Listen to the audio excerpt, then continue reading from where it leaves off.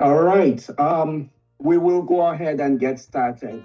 If you're like me, um, you will be, or I am both excited, really excited about today's discussion, and also at the same time, very apprehensive. Of course, the role of AI in medicine is here to stay. And at the same time, while some people know a lot about AI and how it's going to what the role is going to be in medicine, there's also a lot of apprehension among practitioners and so among our patients. So this is very timely, and we're really excited for that opportunity. And it's also great that we have, the best person I can think of to do this talk today. Um, Dr. Speisman completed his undergraduate education at Northwestern University and received his MD degree from the University of Illinois College of Medicine, Chicago. He specializes in academic internal medicine, an expert in the diagnosis and treatment of hypertension, cardiovascular diseases, diabetes, stroke, and other medical conditions. He's interested in the primary prevention of disease with a passion for medical education and bedside teaching. He's received numerous awards from medical students, residents, during his 25-year career as core faculty member of an internal medicine residency program. Dr. Speisman has mentored many physicians to take on leadership roles in academic internal medicine, and a little bird tells me that one of those mentees is also an attending physician with our program. And maybe he can share that little detail with us later. Since 2024, Dr. Spiceman has completed certification programs in artificial intelligence and healthcare at various renowned institutions, Harvard Medical School, MIT, Northwestern University, Kellogg School of Management, and also at Stanford. Dr. Speisman is a fellow of the American College of Physicians and a fellow of the Artificial Intelligence and Medicine. In August of 2024, he's transitioned from being an assistant professor at the Division of Academic Internal Medicine, University of Illinois, Chicago, to taking a position as president of the American College of Artificial Intelligence and Medicine. This college hosts annual scientific sessions at the McCormick Place in Chicago. Please join me in giving a big Carle welcome to Dr. Spiceman. Wow, thank you. That was such a nice introduction. Today's Carle Grand Rounds is on artificial intelligence and cardiology. Regarding disclosures, I have no financial relationships with any companies. The organization that we run is a nonprofit 501c3. So, in the last 1 year, how many articles do you think appear in a PubMed search when you enter the terms artificial intelligence and cardiology? So I did this search to prepare today's talk. I personally reviewed 1,815 abstracts and selected the most important evidence-based papers to share with you to bring you up to speed on artificial intelligence and cardiology. So what I will be showing you is published in the last 1 year. Some of it is published in the last few weeks. So truly a cutting edge discussion of what's happening. Now, one big criticism of artificial intelligence in medicine is that there aren't enough evidence-based randomized trials. Well, good news for today's talk. In cardiology, there are many randomized controlled trials. So I can share with you evidence-based studies that can change your practice today and that are randomized controlled trials. This is what we like to see if we're going to change our practice, because we teach evidence-based medicine and we change our practice when we see studies and evidence. So exciting that the field of cardiology has these studies. Now, I'm going to highlight just a few at the beginning, and we're going to do a much deeper dive into these. But we're going to see studies that have to do with artificial intelligence telling you an ejection fraction by only looking at a patient's EKG. This was in Nature Medicine. Or artificial intelligence identifying atrial fibrillation from a normal sinus rhythm EKG in the European Heart Journal of Digital Health. Or AI detecting coronary artery disease from CAT scans. This was in Circulation 2022. Or having AI detect an acute ST elevation MI and assist with the care. But there are many more. Those are the things we're going to focus in today's talk. But this table is from that review article showing that randomized trials for artificial intelligence in cardiology. And as you can see, there are many others. So we're fortunate in this area to have a lot of good evidence to guide our treatment. Now, right now, today, the FDA has approved many tools that are AI in cardiology. So you could go ahead and apply well over 100 FDA AI and cardiology tools to patient care right now. So in all of artificial intelligence in medicine, there's over 1,200 FDA-approved devices. These are algorithms that are machine learning or AI. But let's look at the ones in cardiology. So in 2008 or 2014 or 2015, only one. But what you see here is we're at a point where there's roughly 30 to 40 new AI as a medical device tools in cardiology per year. So roughly there's over 100, maybe 120 or more that are in cardiology. The rest are primarily in radiology. But you could see that 30 to 40 per year are coming out each year. Now, what diseases can they help us with in cardiology? Coronary disease, 35 of them. Echocardiography, so that kind of focuses on heart failure issues or valve issues, 35. And arrhythmias, 44. So that's kind of how we're structured the talk today. The topics we're going to cover are exactly the way the distribution you just saw for what devices are available to use that are AI. So we're going to start with coronary disease, then do congestive heart failure, then atrial fibrillation, and then at the end, in a very exciting way, we're going to look at where things are heading in the near future with what's called foundational models.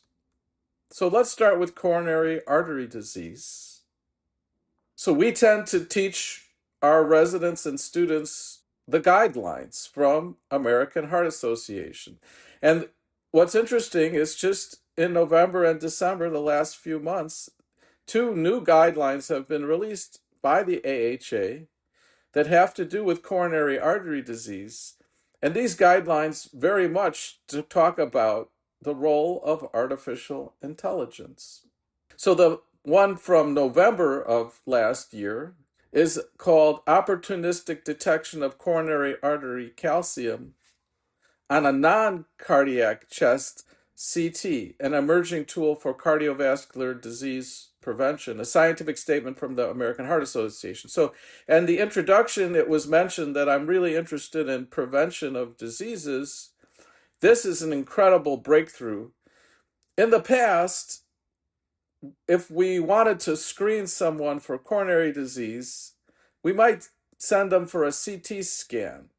And that's a gated CT scan looking for coronary calcium. But there's a way now to do it on CAT scans that weren't done of the heart. And that's called opportunistic. You go back into the medical records, pull old scans, and have AI look for coronary calcium. So this is a Venn diagram showing you in yellow what has been done in the past, which is each year 1 million people in the US get the coronary calcium screening CAT scan. It's called CAC, coronary artery calcium scan, and it costs $100 to $400. And that often is not covered by insurance. And there's a famous football player, Chicago Bear named Dick Butkus, who's very active. His family's been very active with the foundation in using funds that they raise to provide access to patients to get this coronary CT scan. So what about the idea of AI then? So the AI is supposed to do this opportunistically, meaning non-cardiac CAT scans that you have in your electronic medical record, and you then use AI to look for coronary calcium. So why would that be a good thing? And why is the American Heart Association recommending we do this? Because no additional imaging is needed. Instead of screening 1 million people, we could screen 19 million people with no additional radiation, no additional charge, because we're just looking at their old images.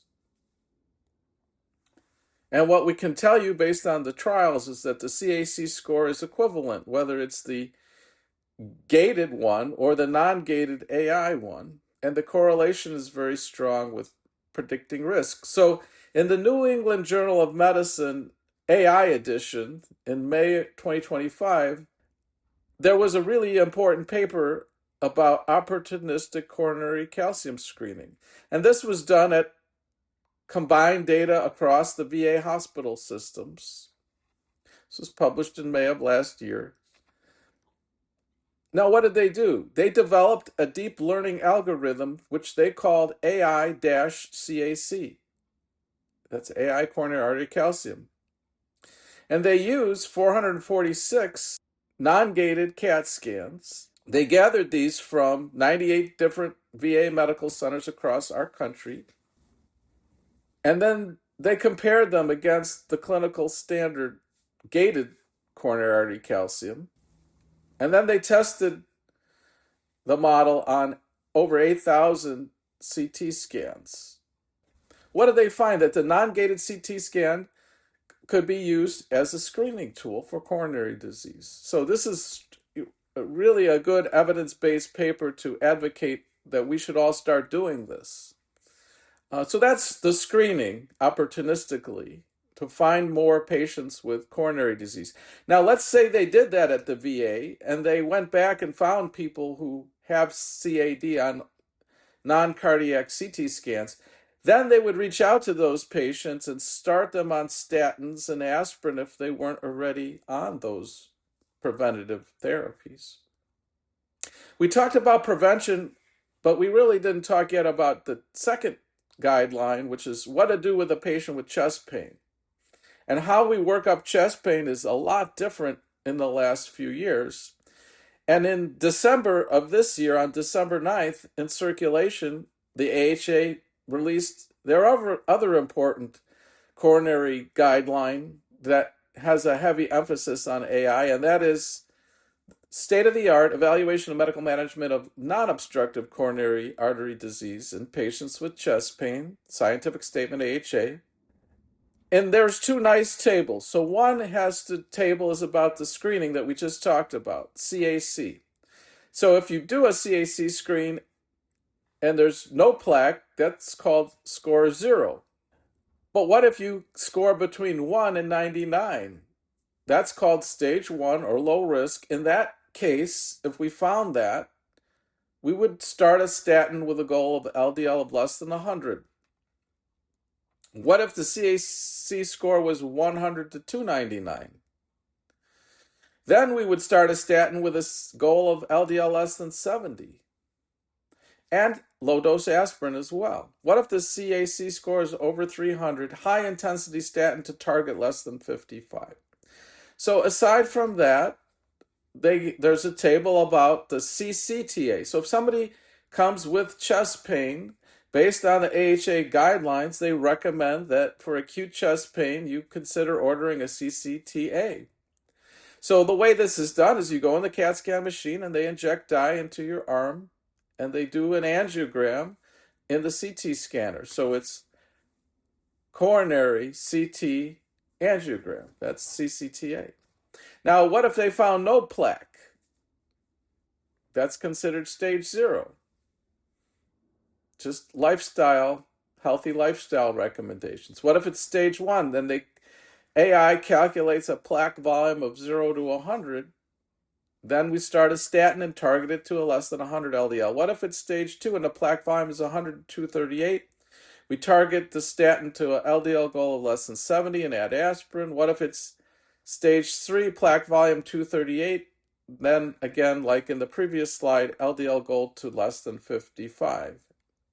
So we have 3 stages and 3 LDL goals for both the screening and the chest pain scans.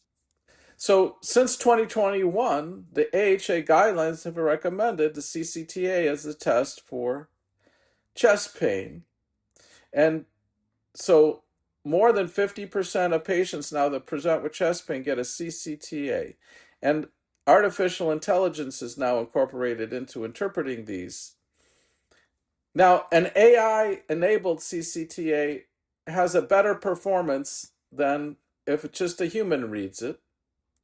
And how do I know that? Because of a trial called CERTAIN. So I'm certain that it's better with AI. And CERTAIN stands for Changes in Coronary Disease Diagnosis, Imaging, Intervention, and Meds if AI is part of your CCTA. So if AI reads the CCTA, it significantly affects the management. And so there was both a change in diagnosis and management for the majority of patients, 57.1%, with a p-value of less than 0.001 if AI is included in the CCTA interpretation, including changes in medication prescriptions and need for testing. So we covered screening. We covered workup of chest pain. What about a real MI? How can we involve AI in a real ST elevation MI? This was the ARISE trial, Artificial Intelligence for Rapid Identification of an ST elevation MI. This was in June of 2024. The way this study was done is they started with 43,234 patients. The mean age was 60, half were men, half were women. And they were randomly then assigned to either AI reads the EKG immediately in the emergency room or usual care, which is just the way we do it without an AI. So of the 43,000 plus patients, there were 77 acute MIs in the intervention group and 68 in the control group that were compared. AI was very good at recognizing the acute ST elevation MI. But what's impactful on how this was done is if that first EKG was done in the emergency room and AI read it, if it showed an ST elevation MI, the AI sent a text message to the cardiologist on call for the cath lab. So now you're bypassing all the delays to care. And so it was able to decrease the door to balloon time. So in the intervention group, the AI group, the door to balloon time was 82 minutes compared to 96 minutes in the usual way. So the conclusion of this study was that adding AI to your care of someone with ST elevation MI would lower your door to balloon time. So far we covered one of the 4 areas that we're going to talk about today, coronary disease. The next topic is heart failure. Now, what about acute heart failure? Just like with the acute MI, AI can detect acute heart failure in an emergency setting just from an EKG alone. So one of the frustrating things, as a hospitalist, we've been practicing as hospitalists for over 25 years, is when they come to the emergency room, from the time they enter the hospital till the time the echo is ordered and completed and read, sometimes it could take a day or 2. So here you could have a diagnosis instantly from an EKG alone. Think of how powerful that could be. So this flow diagram from this paper in November of 2025 at the European Heart Journal of Digital Health shows symptomatic patient coming to the emergency room, getting their EKG, AI reading the EKG and saying instantly, within less than 1 second, of it being done that there's heart failure. And the way this was done is at Samsung Medical Center, they had trained the model with 1,900 heart failure patients and 24,000 controls. And then that was their internal training process, and then they validated it, tested it on an external source of patients. This is the MIMIC data set. And they found that their tool that they developed was really effective just from a single 12-lead EKG at diagnosing heart failure acutely. But this is just one study. There have been many, and this paper from Diagnostics in January 14th of 2026, a screening method for determining LV systolic dysfunction based on a single channel electrocardiogram. And the accuracy was 98%. So it's not just systolic heart failure, but things like hypertrophic cardiomyopathy have been studied, amyloidosis has been studied, diastolic dysfunction has been studied. We have a lot of data and a lot of studies proving that for all of these heart failure conditions, AI is a powerful tool that could diagnose them just from an EKG alone. So this paper was a review of all the studies on AI for hypertrophic cardiomyopathy, and there are many. There's 25, and the sum of those 25 is that AI can look at, say, an echo in this case, not an EKG, but an echo, and diagnose with an area under the curve of 0.93 hypertrophic cardiomyopathy.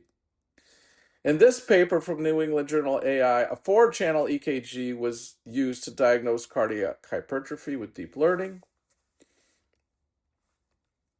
And another paper, again, this was April 24th, 2025, an EKG deep learning model for detecting hypertrophic cardiomyopathy.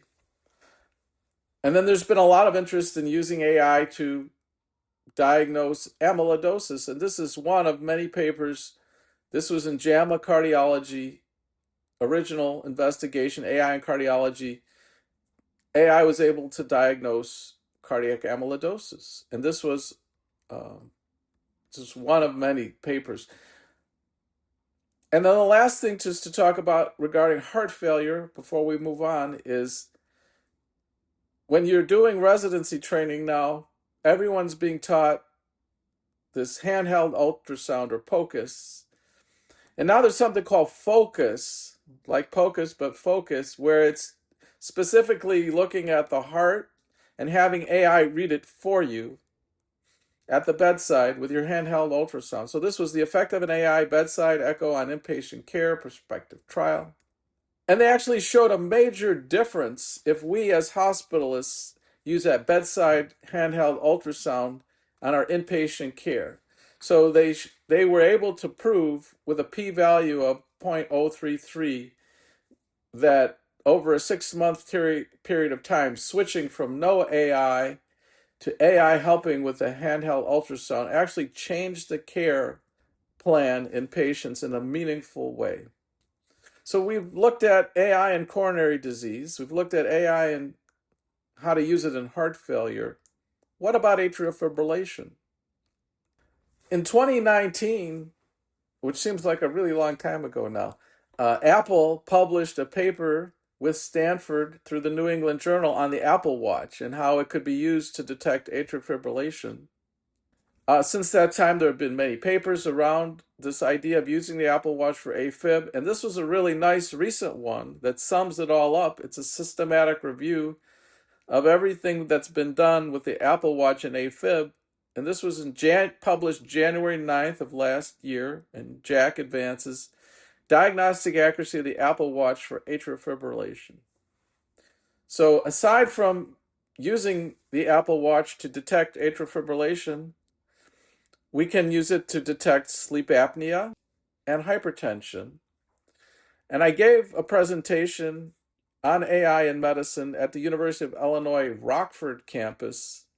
And one of the medical students in the audience actually said that their Apple Watch alerted them to the fact that they had sleep apnea. So this is something that we can all take use of as physicians. Many, many patients have and wear a smartwatch, and these algorithms are available to screen for AFib, hypertension, sleep apnea. So try to make use of them.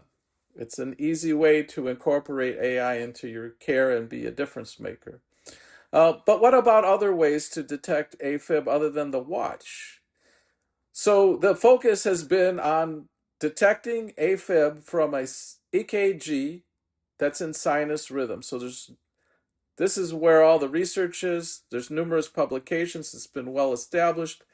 But this paper is from January of 2026, not even a month old.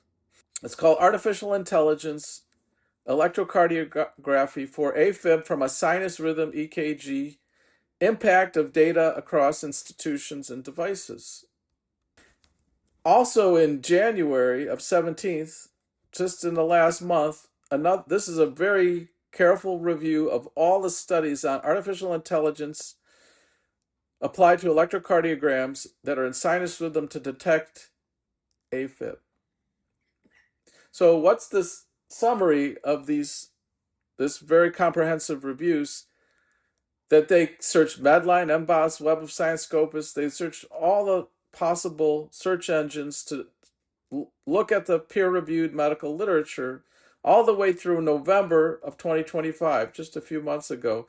And there's been a total of 19 studies on detecting atrial fibrillation from a normal sinus rhythm EKG with a diagnostic accuracy that ranges from 0.75 to 0.90.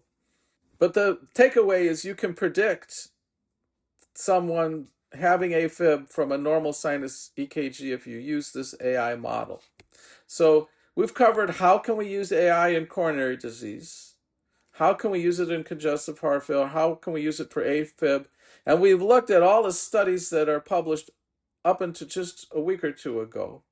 But we have one more exciting, really cutting edge, where the future is in the next year, and that is something called foundation models. Now, you've all used a foundation model because large language models are foundation models, and the primary example of a foundation model is ChatGPT, but there are many others we'll talk about. But this was kind of cool, but also you probably wouldn't want to be in this study if you were a cardiologist, because they did a head-to-head cardiologists against the large language models, and it was called AI in the Hot Seat, head-to-head comparison of large language models versus the cardiologists. So the cardiologists were given 12 challenging inferior MI scenarios. And then those same scenarios were presented to the large language models, ChatGPT, Gemini, Llama, Gwen, Bing, Claude, and DeepSeek. So it was 5 cardiologists against the large language models. Well, who performed the best? What do you think? Well, physicians were correct 80% of the time. But ChatGPT did better at 87. And then Claude was at 80. And then the rest were inferior to the cardiologists. So the takeaway is not all large language models are going to be equally good for your use. Currently, the one I'm using to make medical decisions or to get medical information is ChatGPT. And there have been many head-to-head comparisons. And when we do those, ChatGPT consistently, whether it's cardiology or critical care or nephrology or anyology, ChatGPT, at least now, is the one that seems to be performing better than others when we put it to the test on medical information. So you have choices about what AI tools you're going to use, so just keep the data in mind. This conclusion was that ChatGPT was comparable to that of a cardiologist. It actually was slightly better. But even beyond those large language models, where the future is, and it's starting to become published, and people are piloting this, especially in the radiology community, but also in the cardiology community, is something called foundation model. So ChatGPT is an example of a foundation model. But if you developed something with that baseline that's specific to cardiology, we would call that a foundation model. Now, Google has a foundation model that's for medical care, and it's called AMIE, AMIE, and that stands for Articulate Medical Intelligence Explorer. Now, I'm going to show you some data around that, but you don't have access to this today because it's still in their research labs, but they're publishing their results. My hope is we get access to this sometime soon.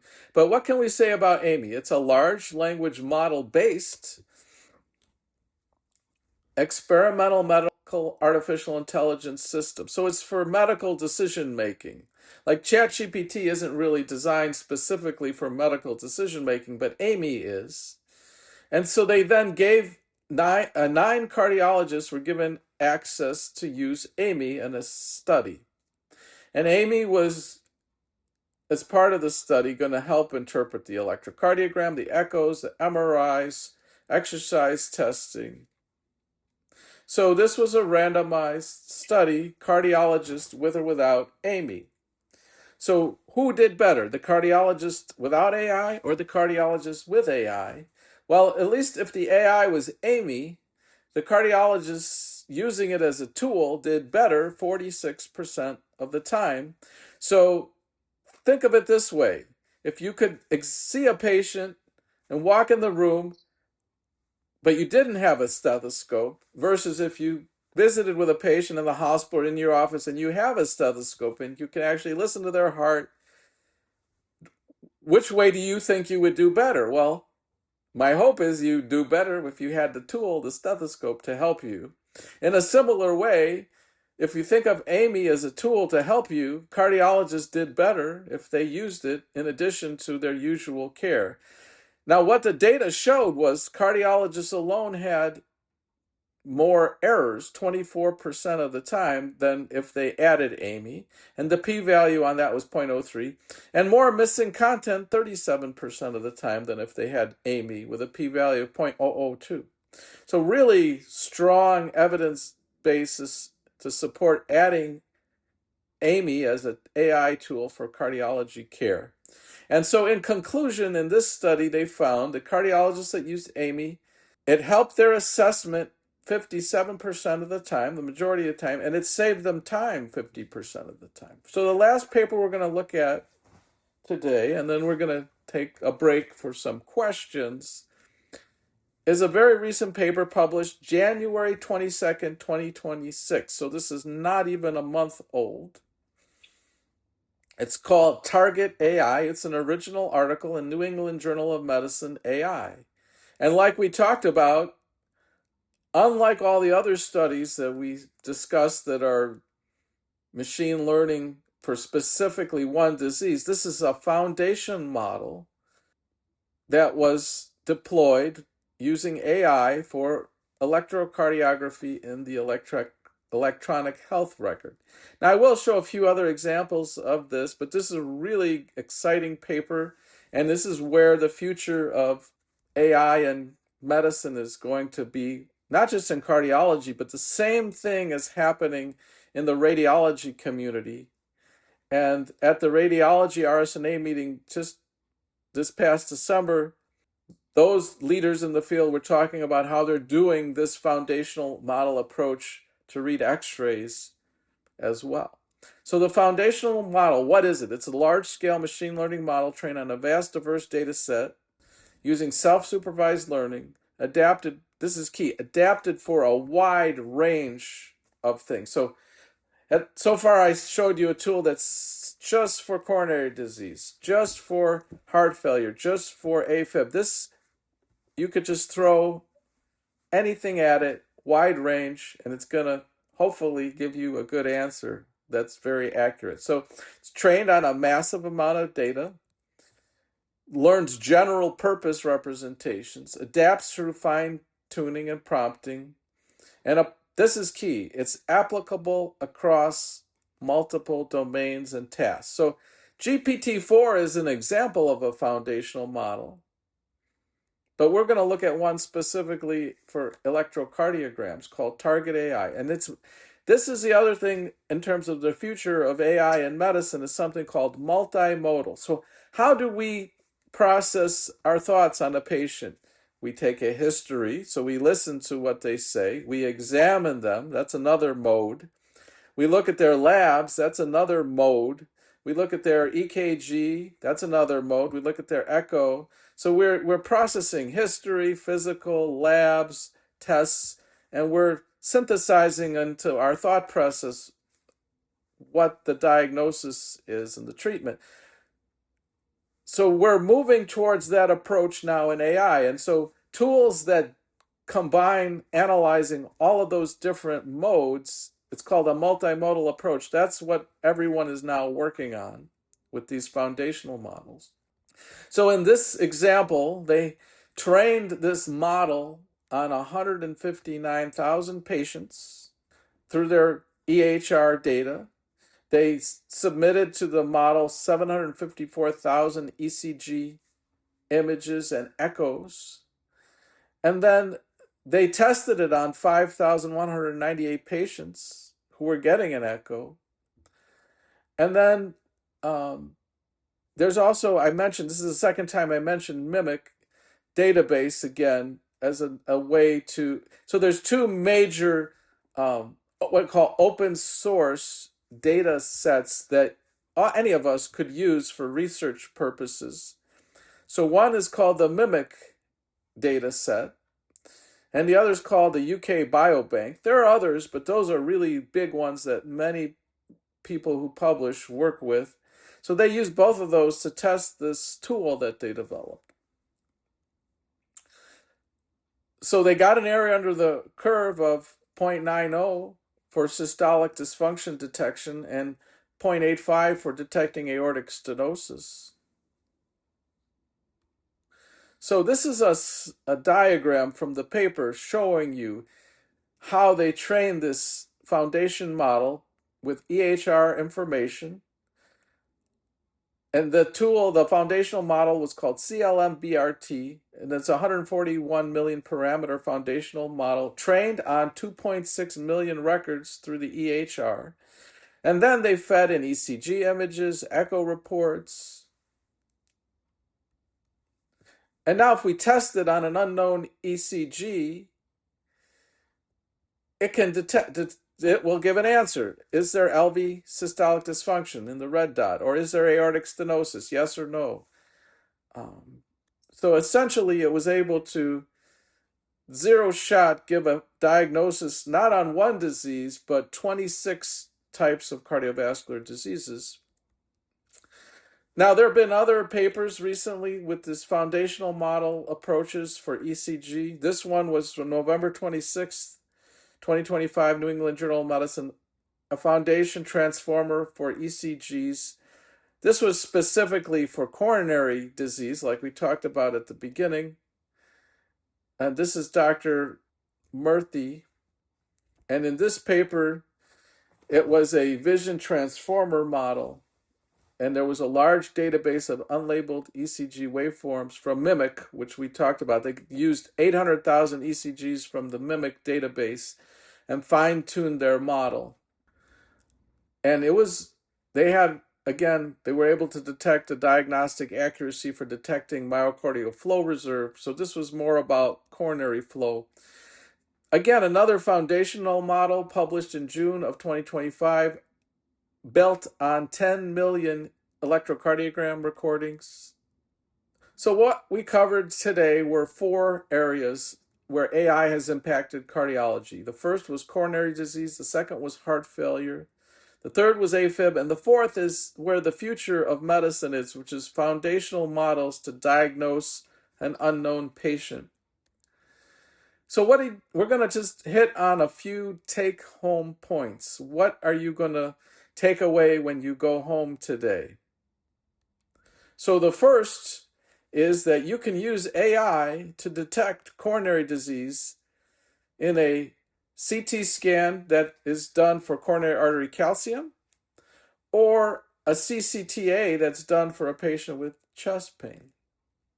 And if you use it, it's going to be a better outcome for diagnosing the patient. And it actually impacted on the care plan, and care got better. Also, we can use AI to look at a normal sinus rhythm EKG and know whether or not that patient is going to have atrial fibrillation, this is such a difficult problem because when we see patients, they're often in sinus rhythm. So now we can know with a really high degree of certainty that normal EKG actually represents somebody that is paroxysmally going into AFib. And then we can use AI to read echoes with great accuracy and determine the ejection fraction, so that if someone came to the emergency room and you did an EKG, you would know their ejection fraction without waiting for an echo.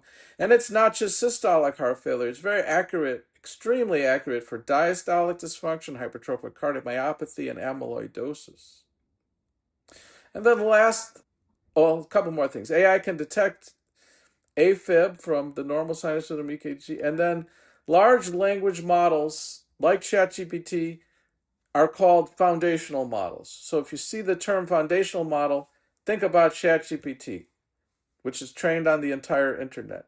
And that physician researchers are building foundation models that are specific to medicine, in this case, cardiology, being able to read EKGs and diagnose diseases just from an EKG.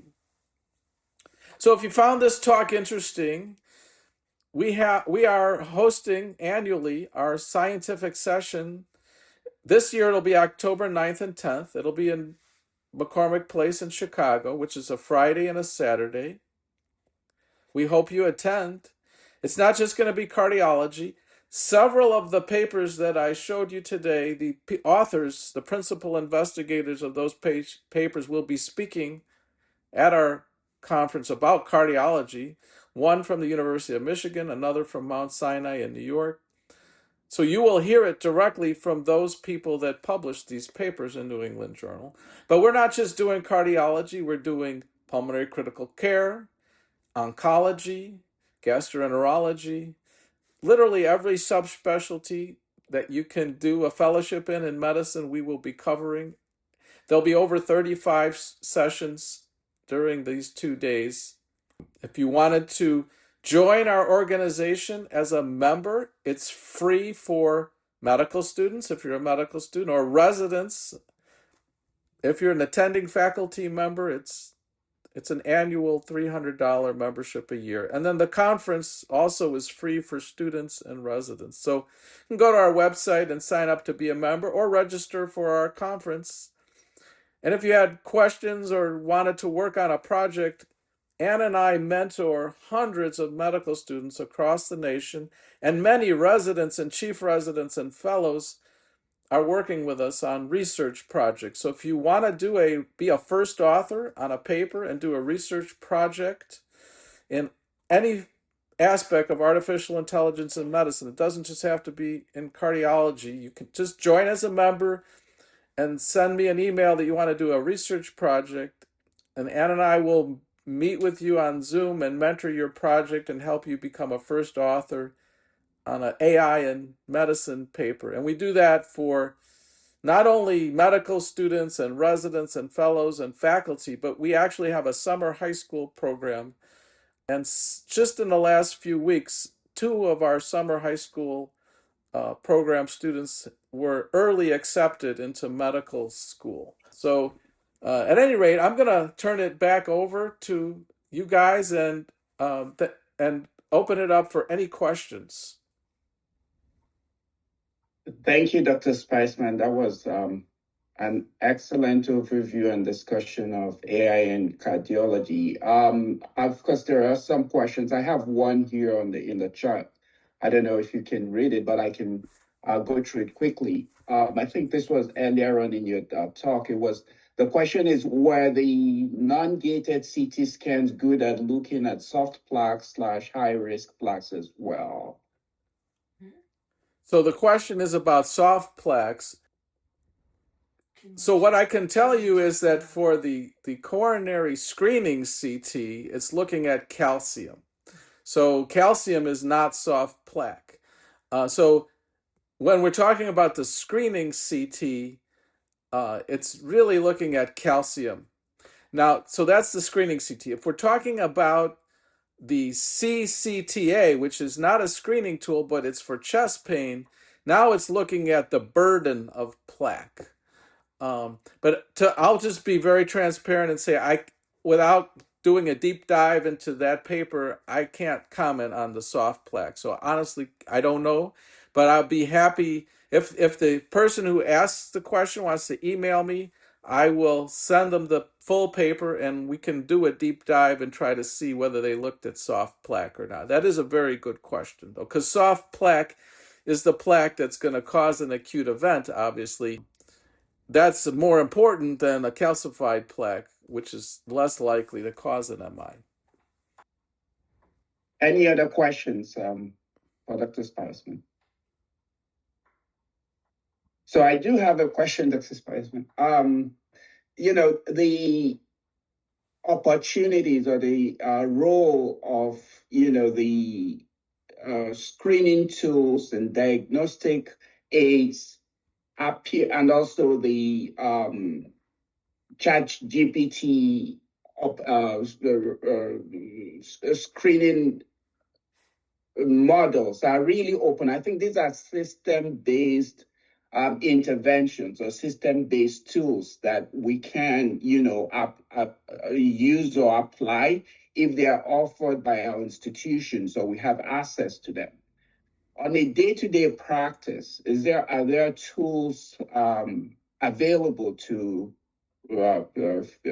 practitioners, residents, physicians to use in their care or in management of their patients with cardiology, cardiac conditions, or any other internal medicine conditions that we encounter?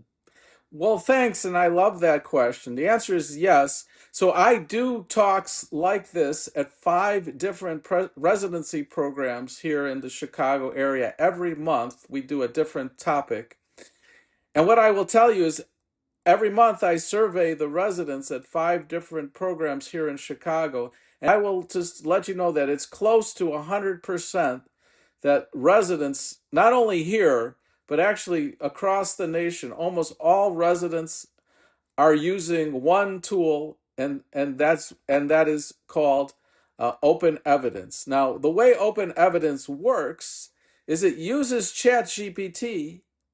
However, there's something then a step so that instead of searching the entire internet, because you can imagine the internet might contain some information that's not evidence-based, right, which could cause problems. What open evidence does is takes ChatGPT, that's the tool you're using, and it uses something called retrieval augmented generation, or RAG, to only tell you things that are evidence-based. So it looks at the New England Journal or other evidence-based material. So when you prompt it with a medical question, it's searching ChatGPT, but it's not giving you the entire internet. It's only giving you answers that are evidence-based. So the people that develop it and keep it going are all from academic medicine. It's our colleagues across the nation from the most prestigious universities. They make sure that open evidence answers are all evidence-based, and it's on the studies, not the general internet. So it's become the most widely adopted tool by everyone in medicine, and it's free for every physician. The only caveat is you can't use it unless you personally have an NPI number.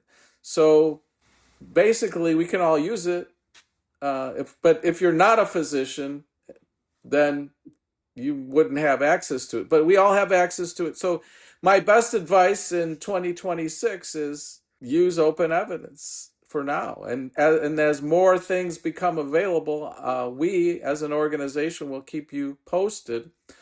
What I have been sharing with people in the last few weeks is, and again, I'm not advocating this because these haven't been tested, but ChatGPT is claiming it's going to have a ChatGPT Health, and then Anthropic is claiming they're going to have a Claude Health, and Epic is saying, and most medical centers use Epic as their EHR. Epic is planning to have an AI that's more available through Epic. So all of these things are coming out in the near future in 2026. But what residents are doing, and which I support, is we should, for the moment, use open evidence. Great. Thanks for that response. Any other questions or comments for Dr. Speisman?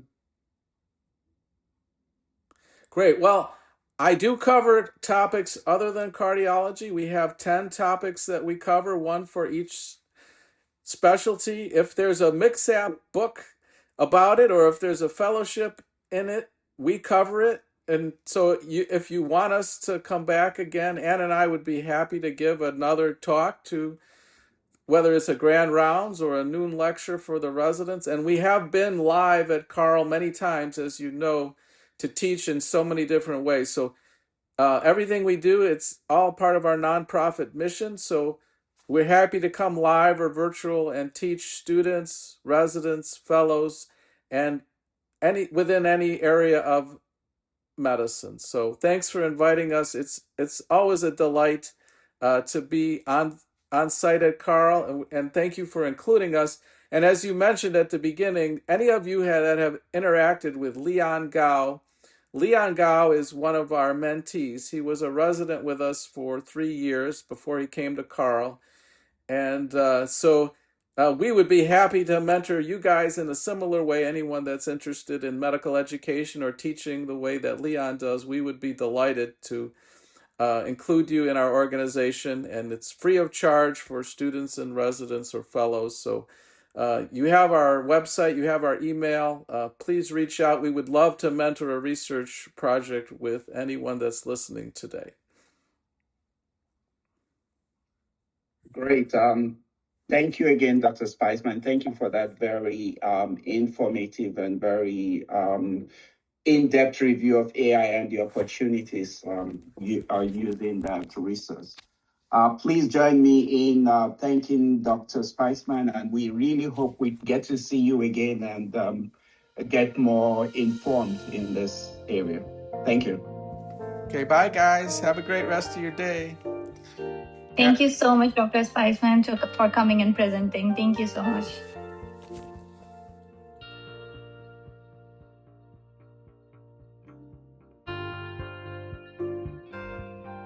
Hey everybody, John here. Thanks for listening to another episode.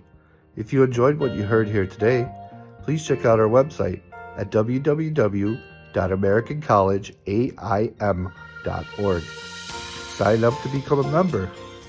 Also, save the dates, October 9th and October 10th, 2026. We'll be back live in Chicago, Illinois at the McCormick Place Convention Center for our second annual live scientific session. Sign up at the website to attend. Until then, we'll see you all on the next Melvin Monday. Thanks for stopping by. See ya.